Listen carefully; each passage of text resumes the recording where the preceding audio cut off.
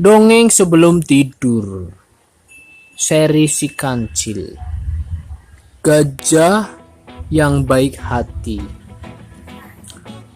Ada seekor gajah, tubuhnya tinggi, besar dan gemuk. Belalainya panjang dan kuat. Sepasang gadingnya besar lagi kokoh. Gajah itu sangat baik hati. Tidak jarang dia memberikan makanan kepada binatang-binatang lainnya yang kelaparan. Gajah memberikan pertolongan pada mereka yang menderita kecelakaan dan kesusahan, baik datang besar maupun kecil seperti tikus dan semut-semut. Gajah selalu membantu. Dan pada suatu hari, gajah itu mengadakan perjalanan jauh, berkeliling-keliling hutan. Beberapa lama dia berjalan hingga sampai menemukan harimau yang sedang kesakitan karena kerobohan pohon yang sudah lapuk. Gajah, gajah, tolong aku, pinta harimau sambil menahan kesakitan. Mendengar teriakan harimau minta tolong, gajah itu langsung mengangkat pohon yang menindih harimau itu dengan belalainya. Tuh lihat. Ini ada tikus ya. Gajah. Harimau, nanti ada harimau. Iya, kayak kancil ya, kayak tikus. Terima kasih kawan, ucap harimau. Seandainya kamu tak segera datang menolongku, mungkin aku sudah mati karena himpitan pohon itu. Sekali lagi terima kasih. Bila begitu, kau harus bersyukur karena kau masih bisa selamat, hanya mengalami luka-luka sedikit, kata gajah kepada harimau. Ya, kau benar. Karena rasanya tak mungkin ada binatang yang sanggup menolongku untuk mengangkat pohon sebesar ini selain dirimu. Sudahlah, kita hidup harus saling tolong-menolong, kata gajah. Demikianlah, meskipun gajah memiliki kekuatan yang sangat besar. Jadi, Iya. cara bikin gajah sih gimana? Oh, bikin gajah. Gambar. Ya besok ya latihan gambarnya ya. Mau dongeng lagi nggak? Meskipun gajah memiliki kekuatan yang sangat besar sekali yang takkan mungkin dimiliki oleh binatang-binatang lainnya, namun ia tetap rendah hati, tak menyombongkan diri. Selain itu, gajah pun mohon diri kepada harimau untuk meneruskan perjalanan. Gajah berpamitan. Tidak jauh dari tempat itu, di dekat bukit di sebelah sana, seekor kancil sedang asik menikmati buah-buahan mentimun di kebun Pak Tani. Beberapa buah mentimun telah dimakannya. Adau, perutku kini sudah kenyang, kata kancil kemudian.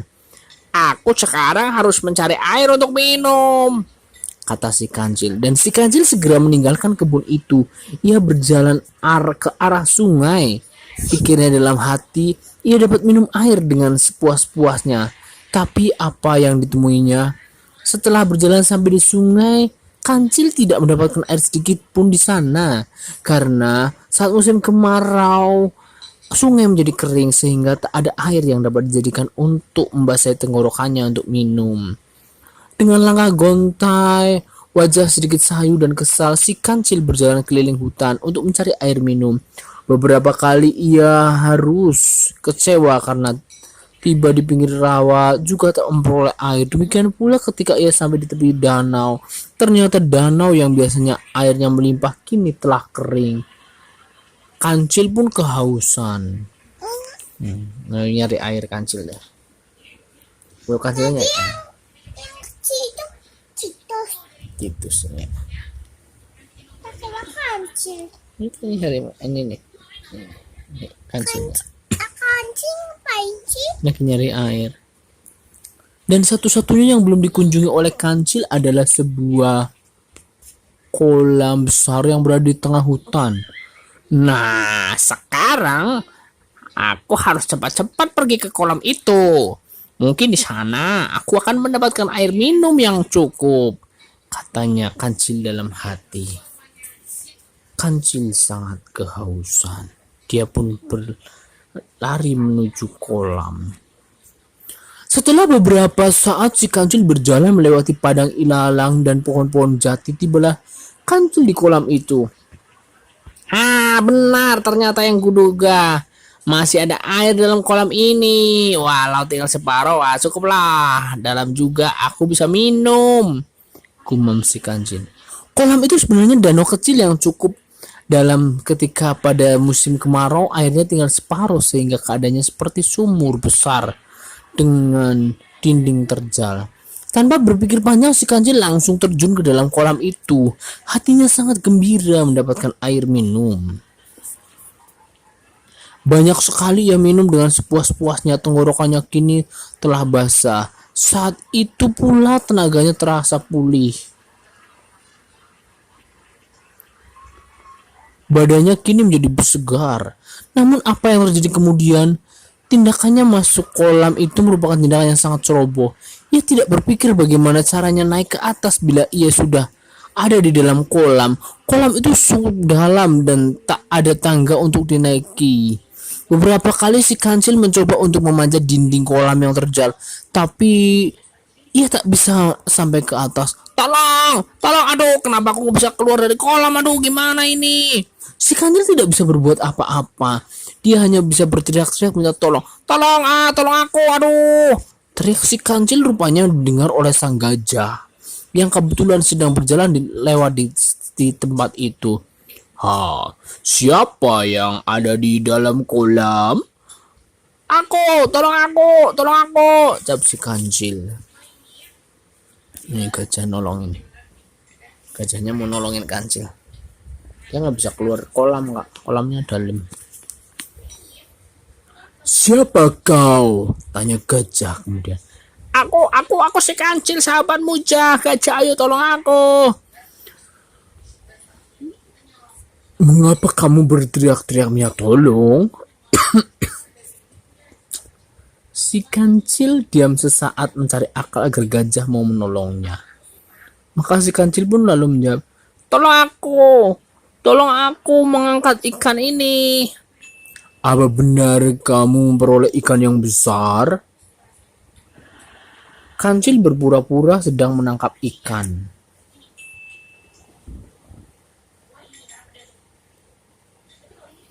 Benar, aku memperoleh ikan yang sangat besar sekali. Tapi bagaimana aku caranya turun ke bawah? Tanya gajah. Sebaiknya kamu langsung terjun saja ke sini, sebab tidak cepat-cepat kamu turun, nanti ikannya ingin lepas. Gajah merenung sejenak. Ia berpikir bisa saja ia turun. Bagaimana caranya ia naik lagi? Cil, mana ikan yang kau peroleh itu? Tanya gajah. Cepat, ada di sepasang kakiku. Ini ada di sini. Kalau aku menolongmu, Cil, bagaimana nanti caranya naik ke dalam kolam yang dindingnya terjal ini? Kini kancil terdiam. Ia tak menyangka gajah dapat berpikir secerdas itu. Tidak seperti dirinya yang karena kehausan buru-buru terjun ke kolam tanpa memperhitungkan akibatnya. Sekarang ia tidak bisa naik dalam kolam. Kau hendak memaafkan aku ya, Cil? Hendak menipuku untuk kepentinganmu, keselamatanmu sendiri? Tanya gajah. Kancil pun terdiam. Kamu memang harus diberi pelajaran, Cil, kata gajah. Waduh, Pak Gajah, tolong aku, tolong. Gajah sepertinya tak mendengar teriakan kancil. Terus saja berlalu di tempat itu. Kancil jadi putus asa. Air kolam memang menenggelamkan dirinya hanya sebatas lehernya. Tapi lama-lama di tempat itu ia akan membuatnya mati kedinginan. Ampun, tolong aku, gajah, tolong aku. Hingga menjelang sore tak ada binatang yang mendengar teriakan kancil. Kancil sudah hampir mati, kaku karena kedinginan. Aduh, celaka, aku benar-benar akan mati, aku sedih. Kancil benar-benar ngeri membayangkan akhir hidupnya di tempat itu. Lalu, Kenapa gajahnya mau bantuin? bantuin karena kancilnya bohong, bilangnya lagi nangkep ikan di kolam itu. Nanti kalau gajahnya turun nggak bisa naik lagi sama kayak kancil. Terus tinggalin kancil. Iya, tinggalin. Ini kancil teriak-teriak minta tolong. Lalu kancil berteriak-teriak keras. Hai langit dan bumi, hai seluruh binatang yang ada di hutan, aku bersumpah tidak tidak akan memanfaatkan binatang lain untuk kejahilan maupun kepentinganku sendiri, kecuali ketika mengucapkan kata-kata kecuali, kancil sengaja mengecilkan volume suaranya sehingga hampir tak terdengar. Tak disangka gajah tiba-tiba muncul di tepi kolam.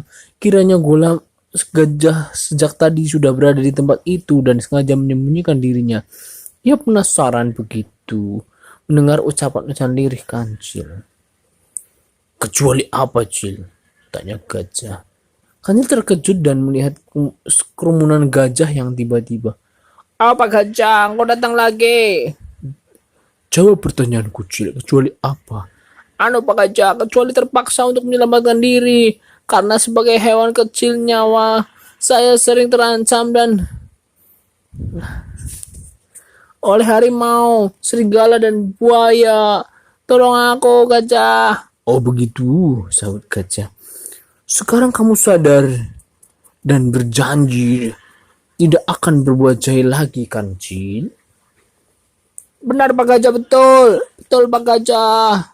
Saya insaf Pak Gajah, tolong aku. Baiklah, sekarang aku mau menolongmu, Cil, kata gajah. Lalu binatang ini menjulurkan belalainya yang panjang untuk menangkap kancil dan mengangkatnya ke atas daratan. Begitu sampai di atas tanah, kancil berkata sambil bersimpuh di depan kaki gajah. Terima kasih Pak Gajah. Saya tak akan melupakan kebaikanmu. Sejak itu kancil menjadi binatang yang baik. Tak lagi berlaku curang dan bohong seperti dilakukannya berulang-ulang terhadap binatang lain. Terima kasih Pak Gajah. Gajah itu pun pergi. Nih pergi gajahnya.